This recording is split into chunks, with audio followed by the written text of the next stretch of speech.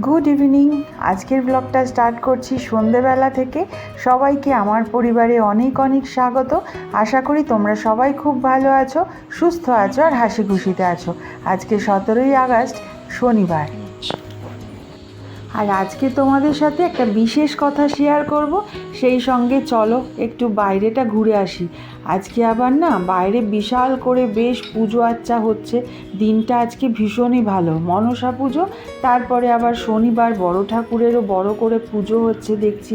আর সারাদিন বাড়িতে থাকতে থাকতে বাইরে বেরোতে একটু ভালোই লাগে। আজকে আবার মুখার্জি মশাই অনেক তাড়াতাড়ি এসে গেছে।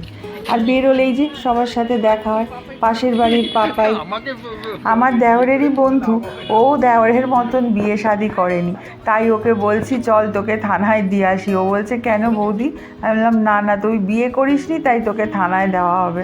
ও বলছে না, বিয়ে না করেছি, ভালো আছি। আমি আবার ওকে বললাম খুব ভালো করেছিস, এই যে তোর দাদাকে দেখতে পাচ্ছিস না, যে বিয়ে করে আগে কত সাজতো, এখন সাজাই বন্ধ করে দিয়েছে, এমন করুণ দশা। খুব দুঃখ আমার, জানো তো। আমার সাথে যখনই বেরোয় পারলে সেই ছেঁড়া ফাটা যা জিনিস পরবে, মানে ছেঁড়া ফাটা না, ওটা মজা করে বললাম, হাতের কাছে যা পাবে পরে বেরিয়ে পড়বে। আমি চাই একটু সেজে গুজে বেরো, না সেটা করার কথা না। আর যেতে যেতে আবার শ্যাডোর সাথে দেখা, শ্যাডোকে দেখে অনেক দিন পরে কী ভালোই যে লাগলো। চলো। আর শ্যাডোকে আদর করতে গিয়ে কাউ করে উঠেছে, পরে বলল ওর কানে নাকি মারাত্মক ব্যথা। ভাবো কি কষ্ট লাগে, বলতে পারে না। যাই হোক, চলো আমরা একটু বাজারের দিকে যাই। রিকশায় উঠে পড়েছি আর রাস্তাঘাট দেখতে দেখতে চলো এবার তোমাদের আসল বিশেষ কথাটা বলি। আসলে আমাকে না অনেকেই রিকোয়েস্টও করেছে, আর কিছুটা আমার চ্যানেলের গ্রোয়ের জন্য আমার রেগুলার ভিডিও পোস্ট করতে হবে। তোমাদের কি মত তোমরা অবশ্যই আমাকে কমেন্ট করে জানিও। আমার ভিডিও দেখতে তোমাদের কেমন লাগে অবশ্য। যারা যারা আমার পাশে আছো শুরু থেকে, তারা আশা করব আমার একদম শেষ অবধি পাশে থাকবে।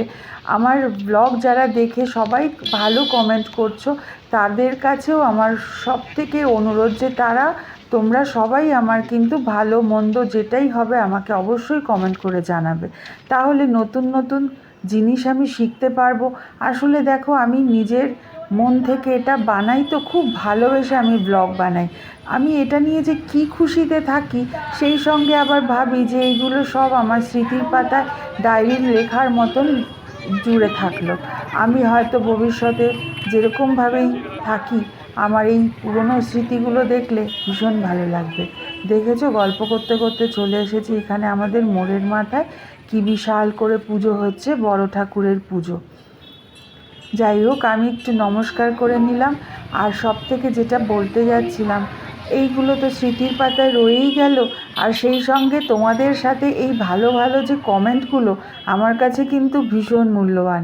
কি ভালো লাগে এক একটা কমেন্ট যখন তোমাদের পড়ি, আমার কিন্তু সেইগুলো একটা মহামূল্যবান সম্পদ। কারণ আমি না ওই পার্থিব জিনিসকে খুব একটা সম্পদ বলে ভাবি না। যেরকম জিনিসপত্র, আজ আমি একটা জিনিস কিনে আনবো, ধরো দামি সোফা, দামি বাড়ির জিনিসপত্র, সেই পরের দিনই তার আনন্দটা চলে যাবে। কিন্তু আমি যেই জিনিসগুলোকে নিয়ে আনন্দ করতে চাই, সেইগুলো হচ্ছে সম্পর্ক, ভালোবাসা আর বিশ্বাস। এইগুলো কিন্তু সব সময় একটা আনন্দ দিয়ে যায়।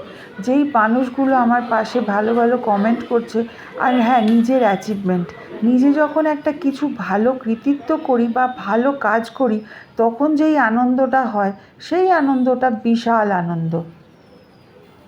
যেমন ধরো, ছোট্ট বাচ্চার মতন আমার এই চ্যানেলটা নিজে হাতে করে করে বড় করছি, মানে একটা একটা করে ভিডিও তৈরি করছি, ছাড়ছি, চ্যানেলটা আস্তে আস্তে বড় হচ্ছে। এই যে চ্যানেলটা আমার কাছে একটা বিশাল আনন্দের জিনিস, এইগুলোকে আমি ভীষণ যত্ন করে সামলে রাখতে চাই।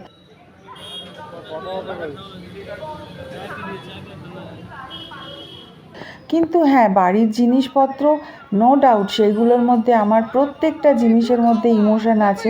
আমিও খুব সুন্দরভাবে থাকতে ভালোবাসি, আমি সাজিয়ে গুছিয়ে থাকতে ভালোবাসি। তাই বলে এই না যে নিত্য নতুন আমাকে জিনিস পরিবর্তন করতে হবে। আমি না এত ইমোশনাল মানুষ যে আমি প্রত্যেকটা জিনিসপত্রের মধ্যেও প্রাণ খুঁজে পাই। যেরকম আমাদের বাড়িতে একটা ছোট সিঙ্গেল সোফা আছে, যেটা আমার শ্বশুর শাশুড়ি বাইরে ফেলে দিয়েছিল একটা সময়। আমার মনে হয়েছিল সেইটা বোধহয় কাঁদছে, মানে মনে হয়েছে তার দুঃখ হচ্ছে। আমি আমার বরকে বলি যে চলো না, ওকে ফেলে দিয়েছে, ওর এরকম কষ্টদায়ক একটা মনে হচ্ছে আমার যে বুড়ো হয়ে গেছে, ওকে বাইরে ফেলে দিয়েছে। ওটাকে সারিয়ে আমি তোমাদের সাথে শেয়ার করব। আমার ছেলের ঘরে আজও রয়েছে, আজ প্রায় 15 বছর হয়ে গেল ওটা আমরা ব্যবহার করছি। আমার বাড়ির যে কোনো জিনিসপত্রের মধ্যেই একটা ইমোশন রয়ে গেছে, তাই কি বলো তো, কোনো জিনিসই আমি ফেলতে পারি না। আর সেই জন্য প্রয়োজনীয়তা ছাড়া আমার তো জিনিসপত্র নিয়ে সেরকম একটা মাথা ব্যথা নেই। আমি এসেছি ভুট্টা কিনতে, আর সুইটকর্ন ভুট্টা খেতে আমার ভীষণ ভাল লাগে। ছোটোবেলায় যখন পড়তে বসতাম, অনেকক্ষণ পড়ার পরে মা বলতো চল একটু একভাবে পড়ছিস, ঘুরিয়ে নিয়ে আসি। আমি আর মা হাঁটতে হাঁটতে যেতাম, ওই একটু বাজারের দিকে গিয়ে হয় 2 টাকার ভুট্টা, নইলে মিশাল, নালে 5 টাকার মোমো। এই ছিল আমাদের বিকেলের সেলিব্রেশন, মানে এন্টারটেনমেন্ট। আমরা অনেক ছোটোতে অনেক অল্পতে বড় হয়েছি, তাই আমাদের খুব ছোট ছোট খুশিতেও অনেক খুশি লাগে। আর দেখতে দেখতে দেখো রাখিও চলে এলো। রাখিটা আমি প্রত্যেকবারই মিস করি, কারণ দাদার জন্য না আমি সব বাজার ঘুরে বেস্ট রাখিটা কিনতাম। আর এইবারও রাখিটা মিস করব, কারণ এখানে আমি বিয়ের পরে কলকাতায় আসার পরে দাদাকে তো খুব একটা রাখি পাঠাতে পারিনি। এখানে আমার অনেকগুলো দাদা আছে, যেই 3-4 পরিবার মিলে আমরা রাখিতে ভীষণ মজা করি। রাখি হোক কিংবা ভাইফোঁটা। এবার তো আমার কালো সুচ, এটাও হবে না। আর কার সাথে কথা বলছি বলো তো, ছোট বলে একজন, যে আমার বাড়িতে 11 বছর একভাবে কাজ করতো, ভীষণ ভালো একটা মেয়ে। ও অনেক কষ্টের মধ্যে দিয়ে গেছে, তবে এখন আর ও কাজ করে না। ওর সাথে দেখা হলো, অনেকক্ষণ কথা বললাম। চলো আস্তে আস্তে বাড়ির পথে বেরোই।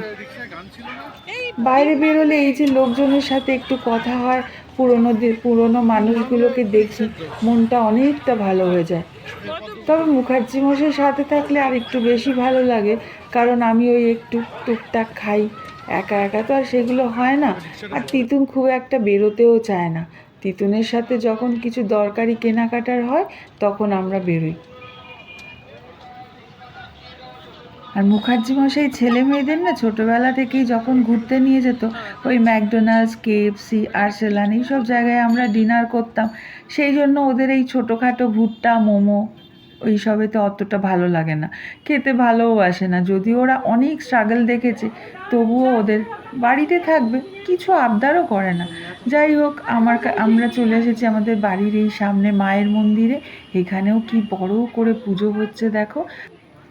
চলো বাইরে গিয়ে একটু প্রসাদও নিয়ে নিই। যদিও আমি মন্দিরের ভেতর ঢুকিনি, আমার কালো সুচ আমি আরেকজনকে দিয়ে তুললাম। আর ওই যে পাপান, নীল কালারের পাঞ্জাবি পরা মিষ্টি ছেলেটা, এই হচ্ছে আমাদের পাপান। ও কিন্তু ছোটোবেলা থেকে এত ঠাকুর ভক্ত, কি সুন্দর মূর্তি যে বানায় না বললেই নয়।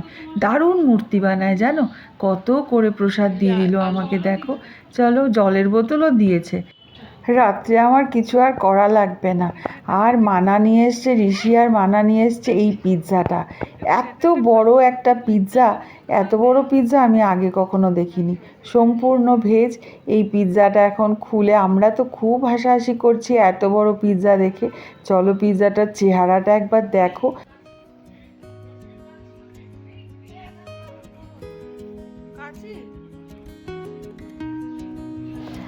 এত বড় পিৎজা এর আগে আমি দেখিনি, তাই জন্যই তোমাদের সাথে শেয়ার করলাম। চলো, এই পিৎজাটা এখন সপরিবারে খাওয়া হবে। যদিও আমার পেট একদম ভর্তি, তবুও টেস্ট একটু করবই।